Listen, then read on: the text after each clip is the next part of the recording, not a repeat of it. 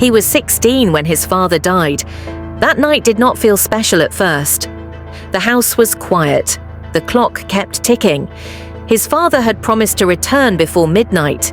He never did. By morning, the truth arrived like a storm. The police came. Their faces were cold. Their words were empty. His father was found dead outside the city. A clean murder, they said. No witnesses, no answers. For the world, it was just another body. For him, it was the end of childhood. His father was an honest man, a man who believed truth had value. He refused to bow before power. He refused to sell his voice. That refusal cost him his life. The boy learned very early that justice does not walk on its own. It needs someone to carry it. At the funeral, he did not cry. His tears were locked somewhere deep inside.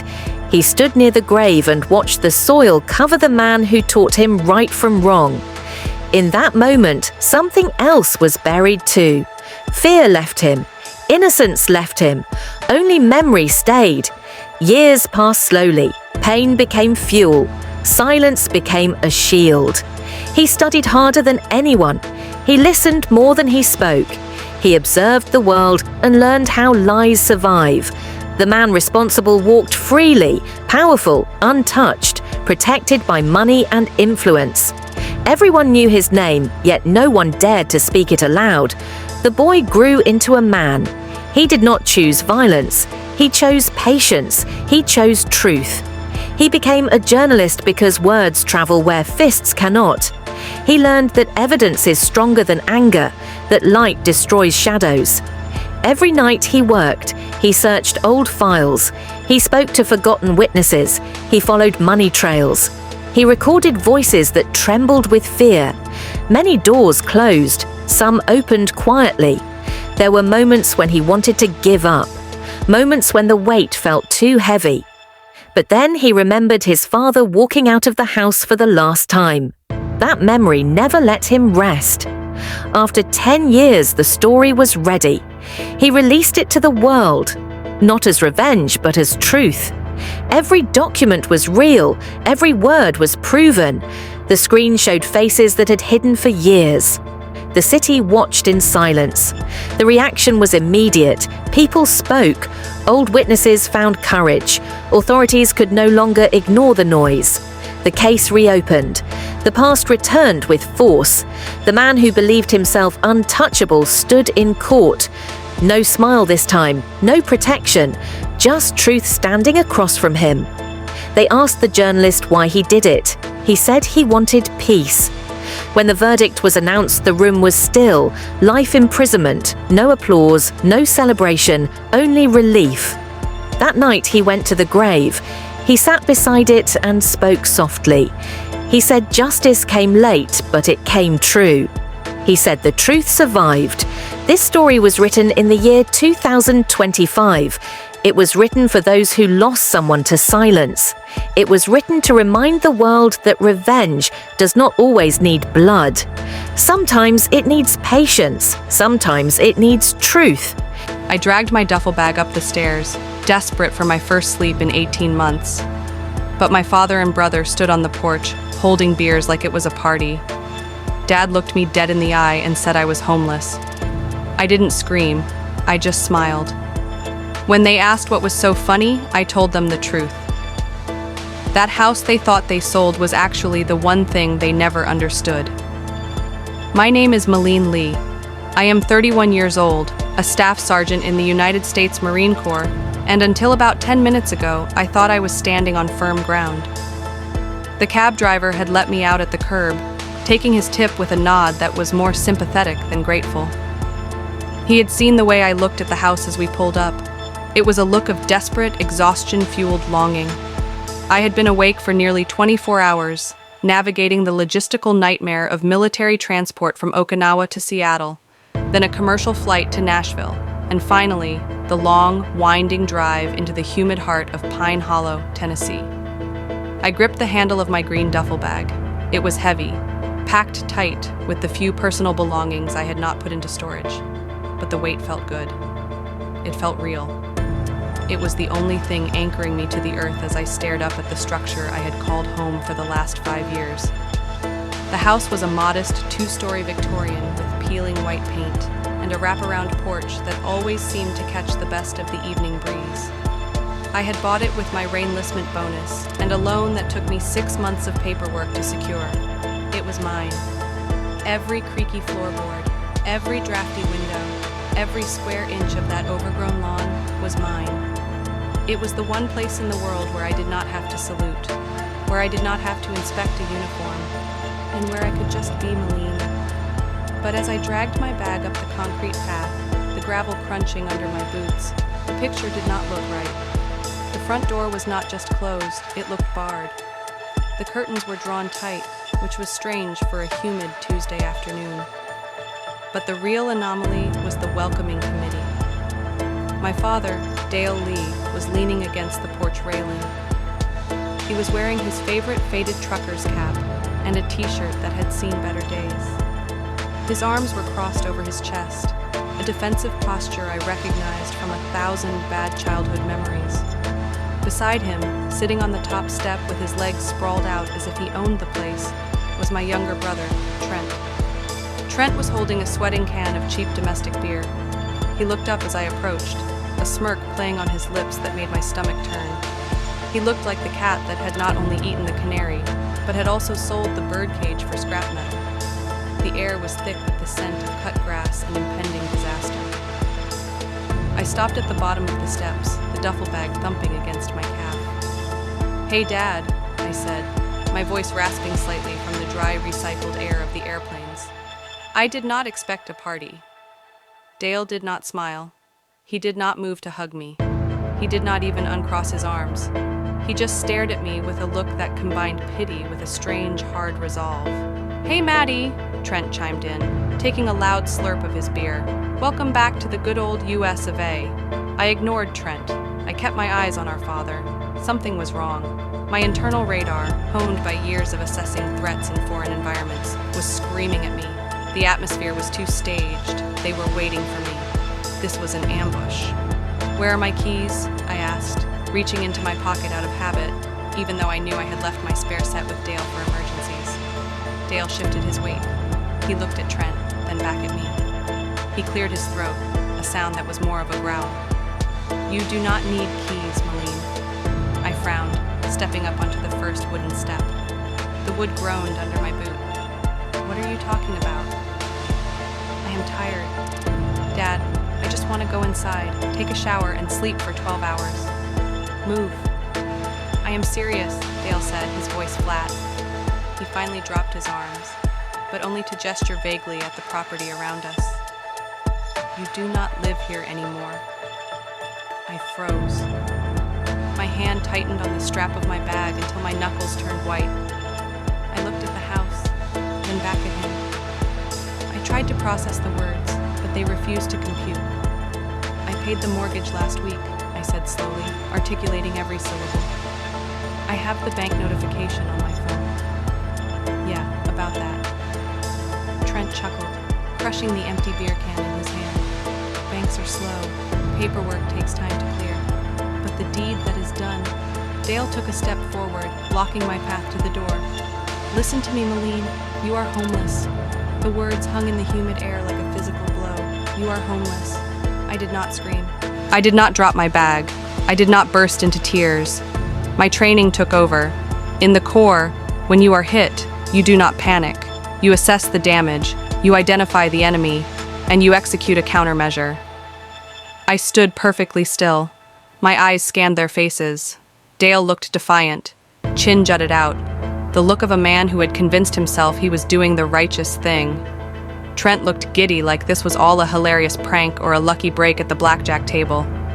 "You sold my house," I stated. It was not a question.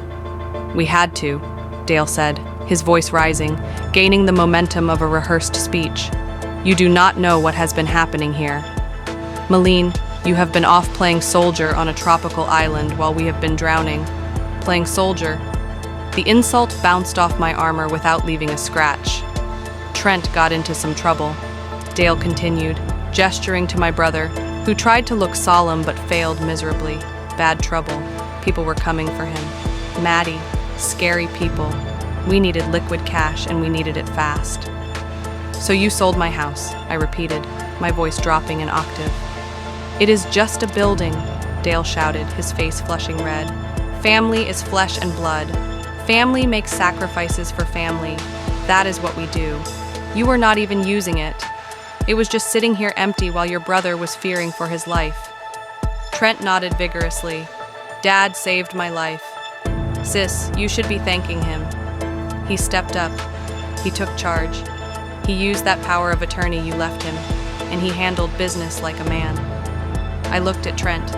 He was 28 years old, but in that moment, he looked like a toddler who had smashed a vase and blamed the wind. You used the power of attorney, I said softly.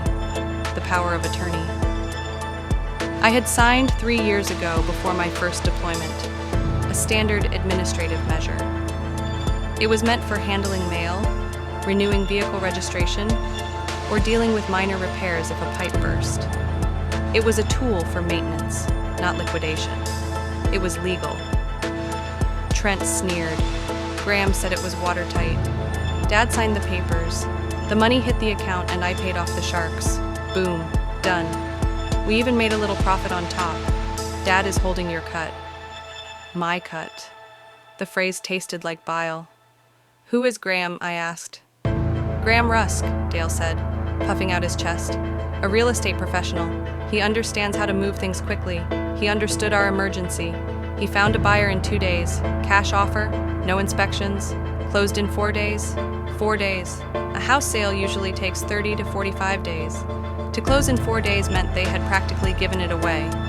They had stripped my equity, my investment, my sanctuary, and fed it to whatever wolves Trent had invited to the door. I looked at the front door of my house again. I imagined strangers inside. I imagined my furniture being moved, my pictures being taken down, my life being erased, and then a strange sensation washed over me. It started in my chest, a cold, hard knot that rapidly unraveled into something surprisingly light. I looked at Dale, sweating in his guilt and self-righteousness. I looked at Trent, basking in his unearned salvation. They thought they had won. They thought they had ambushed me, stripped me of my assets, and presented me with a fat plea that I would have to accept because, after all, family is family. I looked at them, and I smiled. It was not a happy smile. It was not a nervous smile. It was the smile of a sniper who has just adjusted for windage and elevation, and knows with absolute mathematical certainty that the target is already down before the trigger is even pulled. Dale flinched. He took a half step back. The defiance in his eyes flickered, replaced by a sudden creeping unease. Trent's smirk vanished. He looked at Dad, then back at me. What? Dale snapped, his voice cracking. What is that look? I didn't answer immediately. I reached into my pocket, but not for keys. I pulled out my phone. I didn't unlock it. I just held it in my hand, feeling the weight of the device. You think I'm in shock? I said, my voice conversational, almost pleasant. You think I am standing here trying to process how my father and brother could betray me so profoundly? I took a step up. Dale did not block me this time. He shrank against the railing. You think you are the heroes of this story? I continued. You think you made the hard choice to save the family? You think because you had a piece of paper that said power of attorney, you had the power of God? Stop it, Dale whispered. You are scaring me.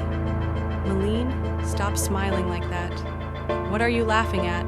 Trent demanded, though his voice lacked its earlier bravado. You are homeless. Remember, we have the money. It is over. I let out a short, sharp laugh. It echoed off the porch ceiling. I am smiling, I said, leaning in close enough to smell the stale beer on Trent's breath. Because you two idiots are celebrating a victory in a war you do not even know you have already lost. I looked at the house one last time. It looked peaceful, deceptive. I am smiling, I whispered, because the house you two just sold, the one you signed over to strangers, the house you took money for, that house is not what you think it is. Dale stared at me, his mouth slightly open. What does that mean? It means I said, turning my back on them and walking down the steps, picking up my duffel bag with a fluid motion, that you did not sell my house. You sold your own funeral plots. Where are you going? Dale shouted as I reached the sidewalk. Maddie, come back here. You do not have anywhere to go. I did not look back.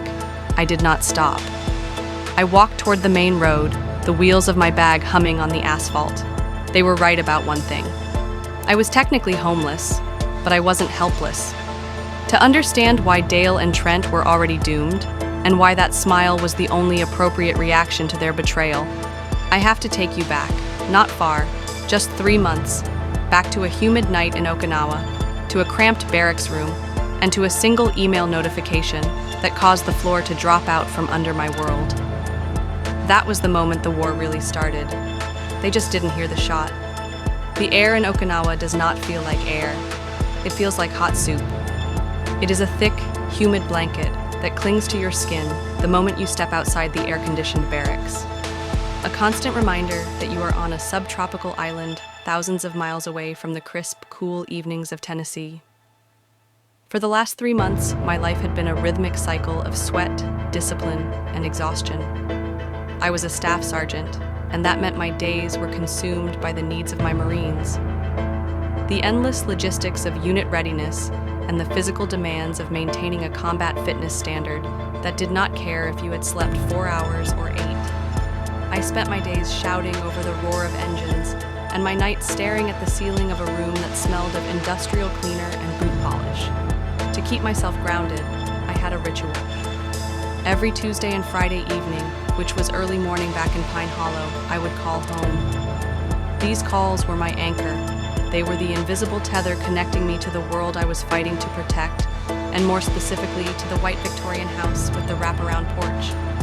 I would close my eyes while holding the phone, listening to my father complain about the local football team or the price of gas, and I would mentally walk through my house. I would imagine the sunlight hitting the dust mows in the hallway. I would picture the way the third step on the staircase creaked. It was a meditation. It was how I remembered who I was when I was not wearing a uniform. But as the weeks dragged on, the tether began to fray. It started subtly. Dale, a man who usually loved to talk for 40 minutes about the neighbor's lawn maintenance habits, began cutting our call short. He sounded breathless, distracted. There was a nervous energy in his voice that I had not heard since Mom died 10 years ago. I got to go. Maddie, someone is at the door, he would say, hanging up before I could even say goodbye. Or, I cannot talk right now. I am fixing the sink. Then came the background noises. During a call in late August, I heard voices in the background, loud, aggressive voices, men's voices. Who is that, Dad? I had asked, sitting up on my bunk, my grip on the phone tightening. Nobody, just the TV. He had lied. I knew the sound of his television. It was a tiny old set. These voices had depth. They were in the room. Then the specific nature of the questions changed.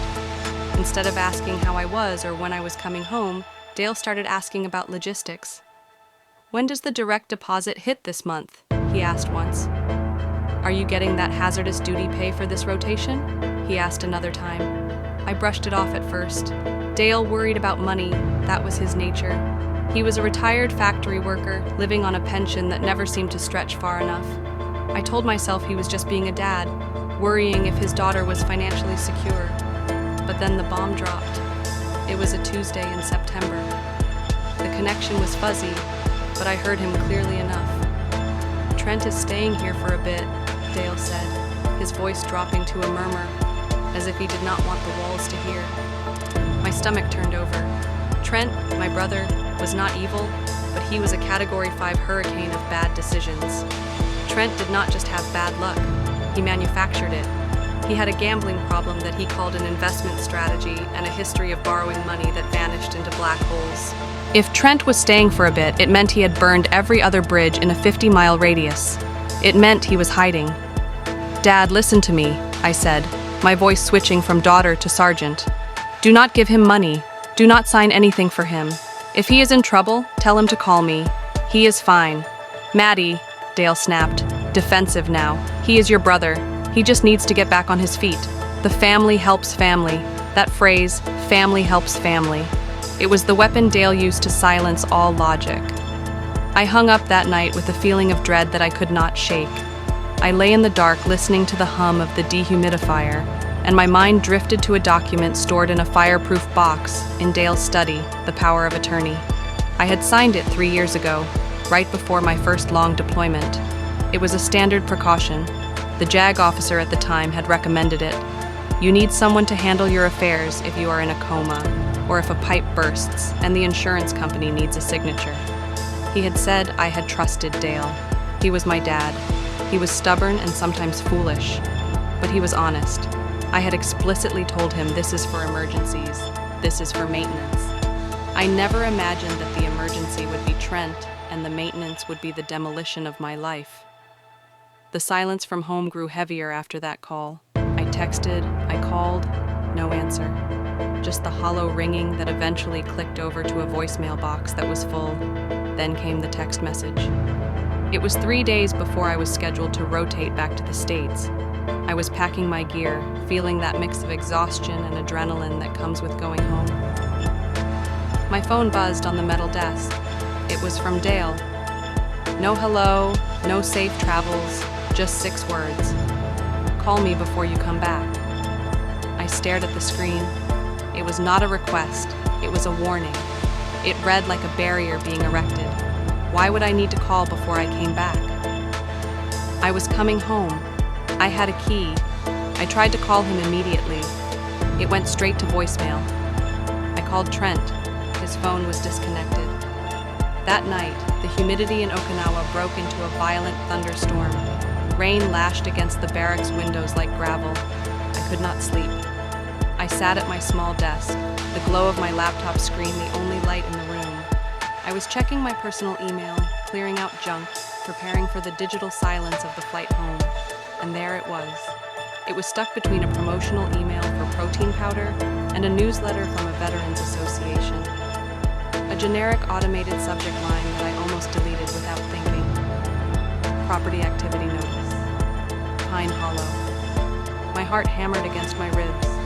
I opened the email. It was from a third-party title monitoring service I had signed up for years ago and completely forgotten about.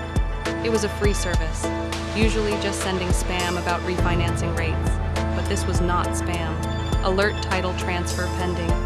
Property address 402 Maple Street, Pine Hollow, Tennessee. Status processing Gartor Malene Lee by attorney-in-fact grantee Aaron Caldwell, and the rest of the grant's name was cut off by the preview limit. I sat there frozen. The rain pounded outside, but the room went silent. By attorney, in fact, that meant the power of attorney. I read the email again and again, processing pending. That meant it was happening right now. While I was sitting here in uniform, 7,000 meters away, someone was signing my name. Someone was selling the roof over my head.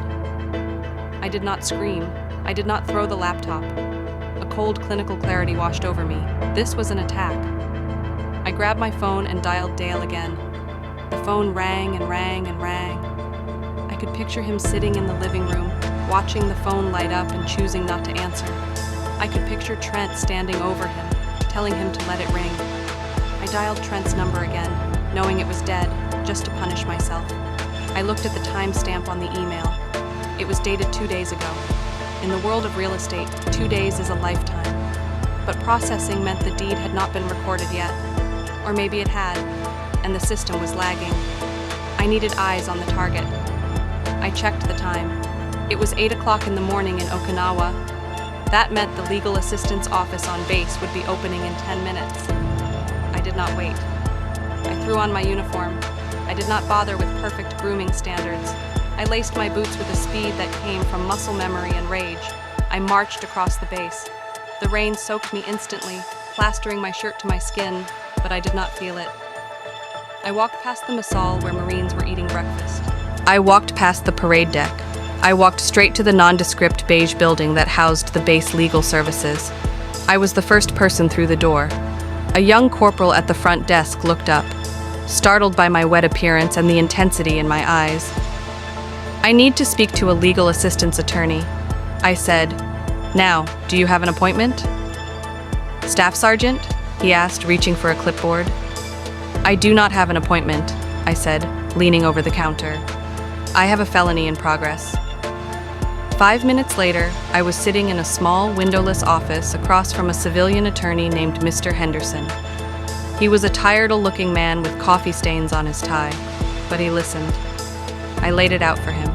The power of attorney, the text message, the email, the silence. He looked at the print out of the email I had handed him. He adjusted his glasses. He tapped a pen against his desk. "You signed a general durable power of attorney?" he asked. "Yes," I said 3 years ago. "For administrative maintenance," Mr. Henderson sighed. He leaned back in his chair. "Staff Sergeant, a general durable power of attorney is a blank check. If your father has that document, he can legally do almost anything you can do. He can access your bank accounts, he can take out loans in your name, and yes, he can sell real estate titled in your name." I felt the blood drain from my face. "So there is nothing I can do?" "It is legal," Mr. Henderson held up a hand. "On the surface, the act of selling might be legal because you gave him the authority. However," he leaned forward, his voice dropping, becoming sharper, "fiduciary duty, that is the key phrase. An agent acting under a power of attorney has a legal obligation to act in the principal's best interest. That means your best interest, not his, and certainly not your brother's." He looked me dead in the eye. "If he is selling your primary residence while you are deployed without your consent, and using the proceeds to pay off his debts or your brother's debts, that is a breach of fiduciary duty. That is fraud, that is theft." He pulled a fresh legal pad toward him and uncapped a pen. He looked at me with a gravity that chilled the room. "If we can prove that the money did not go to you or to your benefit, then the transaction is tainted. But I need you to understand what you are starting here." "Malene," I looked at him. "What am I starting, mister?" Henderson stopped writing and looked up. "If this is a simple misunderstanding, we fix it. But if this is what it looks like, abuse of a power of attorney to liquidate the assets of a deployed service member, then you are not just filing a complaint against a bad real estate deal." He paused, letting the weight of the words settle. "You are initiating a criminal investigation. This stops being a family matter the moment we file the paperwork. You will be going to war with your father. Are you ready for that?" I thought about the text message. "Call me before you come back." I thought about Trent staying in the room I had painted.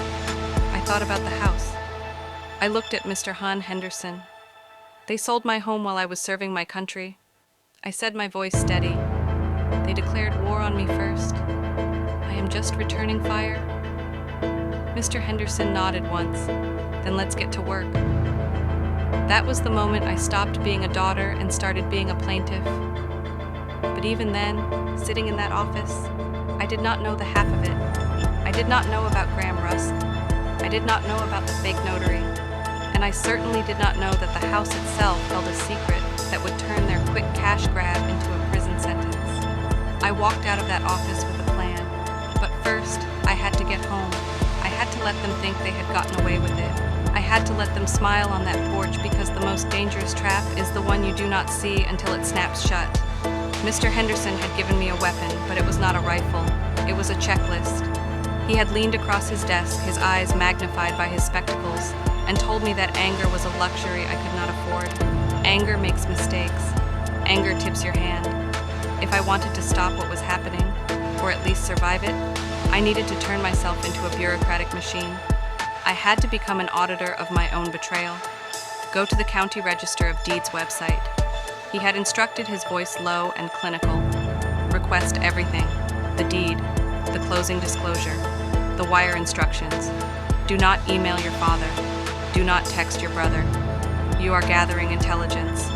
You do not engage the enemy until you have the map. I walked back to the barracks in the rain, my mind operating on a singular cold frequency. I did not feel like a daughter anymore. I felt like a case officer building a dossier.